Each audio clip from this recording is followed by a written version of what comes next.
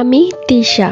আমার বিয়ে হয়েছিল 2021 সালে। পারিবারিকভাবেই আমার বিয়ে হয়। আমার হাজবেন্ড ছিলেন একজন প্রবাসী, তো তিনি যখন ছুটিতে আসেন তখনই ঠিক করেছিলেন এবার বিয়ে করে যাবেন। বিয়ের 2 মাস পর তিনি চলে গেলেন। আমি তাকে বারবার বলেছিলাম তিনি চলে গেলে আমি বাপের বাড়িতে থাকবো, কিন্তু আমার শাশুড়ি এতে রাজি হয়নি। আমার দুটো ভাসুর আছে এবং তারাও বিয়ে করেছে। তারা মূলত কোনো কাজই করতো না, বসে বসে খেত। আর আমার যাদের কথা কি বলবো, তারা সব সময় আমার পেছনে লেগে থাকতো, আর আমার শাশুড়িও তাদের কথাই শুনতো। তাই সব মিলিয়ে বলা চলে আমার স্বামীকে ছাড়া আমি এখানে একটু ভালো থাকবো না। আমার স্বামী যে 2 মাস ছিল, সেই 2 মাস আমি অনেক ভালো মতোই থেকেছি। কেউ আমাকে কিছু বলার সাহস পায়নি। কিন্তু আমার স্বামী চলে যাওয়ার পর থেকেই সবার মতিগতি একদম পাল্টে গেল। তারা আমাকে প্রচুর জ্বালাতো, বাড়ির সব কাজকর্ম আমাকে দিয়ে করাতো। অথচ আমার বাবার বাড়িতে আমার মা আমাকে দিয়ে একটি কাজও করায়নি। সবসময় বলতো আমার মেয়ের হাত নষ্ট হয়ে যাবে। আর এখানে বাড়ির সবার কাপড় আমাকে দিয়ে ধোয়াতো। 3 বেলা রান্না বান্না, 3 বেলা থালা বাসন ধোয়া, মানে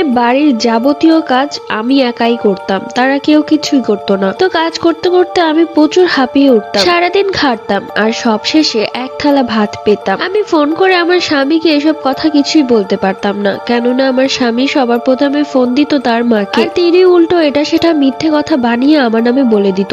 আর আমার স্বামী ছিলেন অন্যের মুখে যা শুনবে সেটাই বিশ্বাস করবে, আর যার কারণে সে আমার সাথে কথাই বলতো না। আমি আর সহ্য করতে পারছিলাম না তাদের অত্যাচার। কাজে ভুল হলে তারা হাত ওঠাতো আমার উপর। আমি আমার বাবার বাড়িতে ফোন করি আর বলি যে আমাকে এখান থেকে নিয়ে যাও, আমি আর এখানে থাকতে পারবো না। সেই দিনে আমার বাবা মা শ্বশুর বাড়িতে আসে, এসে দেখে আমি এক পাহাড় থালা বাসন ধুচ্ছি। এই দৃশ্য দেখে আমার মা কাঁদতে কাঁদতে বলল যে, মা রে, তোর জীবনটা আমরা নষ্ট করে দিলাম। এ কোন বাড়িতে তোকে বিয়ে দিয়েছি? বাড়ির আরো 2 বউ থাকতে তুই কেন একা একা সব কাজ করবি? ঠিক তখনই আমার শাশুড়ি চলে আসে আর বলে, বাড়ির 2 বড় বউই তো ঘরে সব কাজ করে, আপনার মেয়েই তো বললো যে থালা বাসন গুলো আমাকে দাও, আমি মেজে দিচ্ছি, আর এই বলে আপনাদের কাছে আমাদেরকে ছোট করলো। তখন আমি কাঁদতে কাঁদতে আমার শাশুড়ি মাকে বললাম, আর কত মিথ্যে কথা বলবেন মা? আমার মা বিষয়টা বুঝতে পারলেন। তখন আমার মা বলল, যেহেতু ওর স্বামী প্রবাসী, তাই আমি চাই আমার মেয়ে আমার কাছে থাকুক। ও যখন দেশে আসবে তখন আবার চলে আসবে, আর ওর স্বামী ছাড়া একা একা ভালোও লাগবে না। তো আমার শাশুড়ি একদম সাফ বলে দিয়েছে সে যেতে দিবে না বাড়ির বউকে কোথাও। অথচ এটা বলছে না যে আমি চলে গেলে বাড়ির কাজকর্মগুলো কে করবে। তো এক পর্যায়ে আমার স্বামীকে ফোন করা হলো।